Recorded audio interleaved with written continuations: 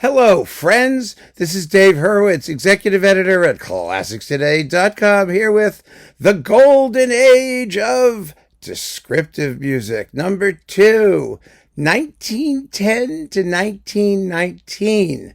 Now, descriptive music can be just about anything, as you know. I mean, orchestral works particularly, but as the symphony orchestras got going, the modern symphony orchestras all over the world, they needed repertoire, and composers were more than happy to supply it. And oh my God, what a list we've got. And this is just 10 works. I mean, there are dozens, hundreds, millions. And I look forward to your lists as well. But here we go. Are you ready? This is an amazing list. This is just great stuff. Ravel, Daphnis and Chloë, the ballet from 1911. Boy, is that descriptive. Isn't it just beyond glittery and wonderful? So is Stravinsky's Petrushka, also from 1911. Now, I know some of you will say this is the same decade as The Rite of Spring and all of that stuff. And the Firebird was just a little bit on the other side of it. The 3 early Stravinsky ballets. But I think Petrushka is even more descriptive. It's the most descriptive at all. It tells the most vivid story, which is why I stuck it in here. But if you want to put The Rite of Spring on your list, go right ahead. It works perfectly well. It's an amazing decade. As I said, really astonishing. And Debussy, his Images for orchestra, he completed them in 1912. He'd been working on them for a while, but the last one I think was Ronde de Printemps. I think was the last one completed. I don't know. One of those was one of the last completed, along with Iberia and Gigue, and they were all done by 1912. Some of these dates are a little bit nebulous, but the works themselves need to be mentioned because they're really important. And the Debussy Images, of course, are screaming masterpieces. So there you go. Ives, the New England Holidays Symphony. I put a lot of Ives in here because I think not only was he a great composer, but because his style was so different from what everybody else was doing.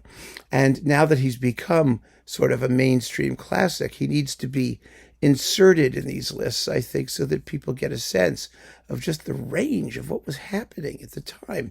The New England Holiday Symphony was more or less, everything with Ives is more or less, completed in 1913. And what an astonishing work it is. Now, that piece breaks up into 4 tone poems. So, there's Thanksgiving and Decoration Day and the 4th of July and Washington's birthday. And so you can play them separately or you can play them together. Frankly, it's better to do them separately, I think, because 3 of them, at least, not so much Thanksgiving, but the other 3 all have the same basic form, which is this sort of, dissonant, foggy opening followed by a lively middle section of one kind or another, followed by a return to the opening. Very simple in terms of form, astonishing in terms of content. And I think they're most interesting if you savor them individually. But, it's up to you. That's where they are. John Alden Carpenter. His first major orchestral work, actually, from 1914, Adventures in a Perambulator. I think this is one of the great orchestral works of the period. It is so much fun. It has wit, humor, astonishing color. It's delicious, and it just deserves to be performed more frequently than it is. It should be as popular as the Peer Gynt Suite. It's phenomenally enjoyable music. Oh, and of course, who could forget Falla, Manuel de Falla, Nights in the Gardens of Spain. We could also do El Amor Brujo. This is just a great decade.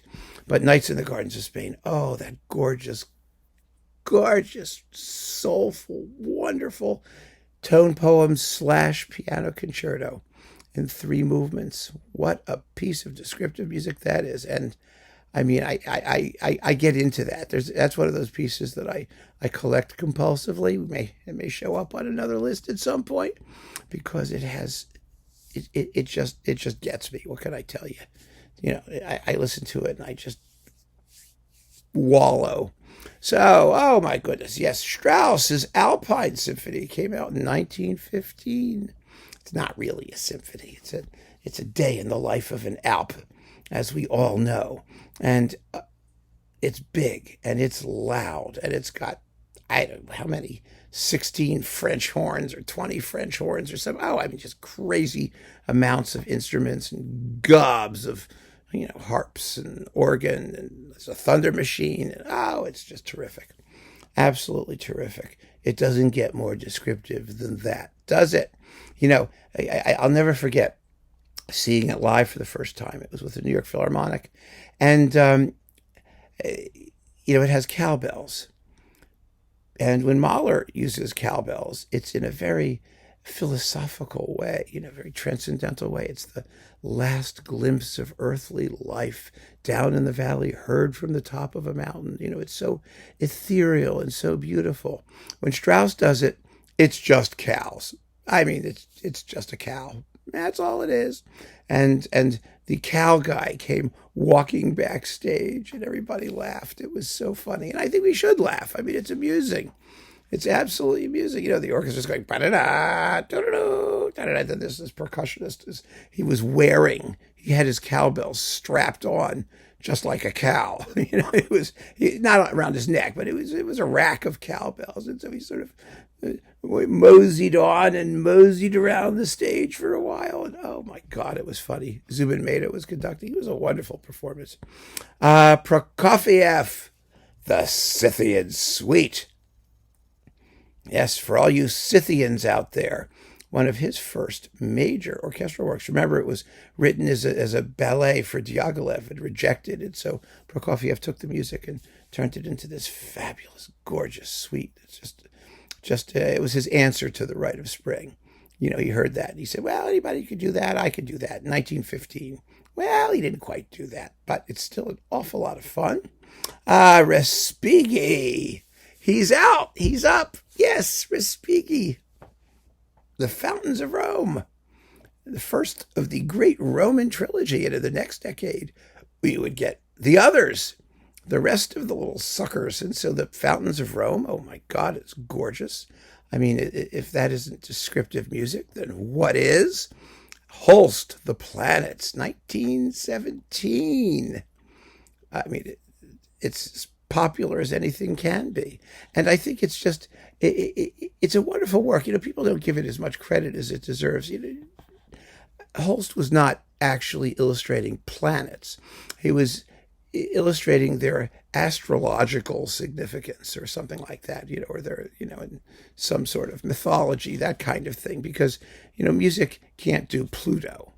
I mean, it didn't do Pluto, actually, and Pluto's no longer a planet, so there you go. But, even though what's-his-name wrote a Pluto to add to the planets, but what I mean is, you can't do the planet itself. You do its musical qualities, jollity and beauty and war and, all these ideas associated with the planets. But it really was a piece that enlarged the scope of what the virtuoso orchestra could do. And a lot of these pieces did. I mean, this is what's happening now. People have this. It's like giving somebody a giant box of toys, a Lego set, something that's saying, build me something, show me what you can do. And that's what the modern orchestra is. It's a well of potentialities. And composers look at this box of goodies and they say, oh, look, I'm going to have so much fun with this thing. And that's what we're witnessing in this decade, particularly throughout, from the 1880s on, basically, but in the beginning of the 20th century. And remember, all of this is happening against the background of World War I, and then after the next decade, the Depression. I mean, it really is astonishing, the fecundity of the artistic realm in the face of awful adversity and circumstances. That's what I say about people who, complain about what's going on today in the world. I just say, it's like, well, it'll be good for art. Tune in 20 years and see what people write. I mean, I'll bet you there's all kinds of good stuff popping up. Possibly, anyway, I hope. Then, let's see, after the planets, Sibelius, the Oceanides. We're closing with two water things. Because in the last decade, remember, we had Debussy's La Mer. Well, now we have the Oceanides, which is beautiful, which he wrote actually for his concerts at the Norfolk Festival in Connecticut. Yay! Has to be one of the best pieces premiered in Connecticut after Ives' stuff. And, it's just such a wonderful, evocative seascape, as is our last work, Arnold Bach's Tintagel, or something like that. I never knew how to pronounce that. Tintagel, don't tell me. I don't want to know. I don't care. It's that thing. 1919, both of those, that and the Oceanides, two great seascapes in the same year. And, I actually played the Bachs in my little community orchestra. We had a very good time doing it. Oh, my God, it was gorgeous.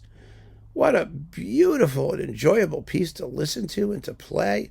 And it is water. It is the ocean crashing against the cliffs of Cornwall or wherever the hell that place is. I don't want to know. Don't tell me. I don't care. I know it's near the sea. That's what matters. If I get a chance to go there, then I'll know where it is. Until then, it's fine. Oh, wow. What a beautiful, beautiful work. And Bach's, of course, was a master at orchestral description. So there you have it, just 10 works. And do you know how easy it was to come up with this list of 10 works? I can't even begin to tell you how many choices we have. And I know that when you provide some of your own selections, you're just going to ratify that because there's so much great descriptive music written in this period. And remember, you can do overtures, you could do suites, you could do ballets, you could do tone poems, you can do anything that's remotely descriptive and programmatic and that shows off the wonders, the miracle that is the modern symphony orchestra. So keep on listening, friends. Thanks for joining me, and take care.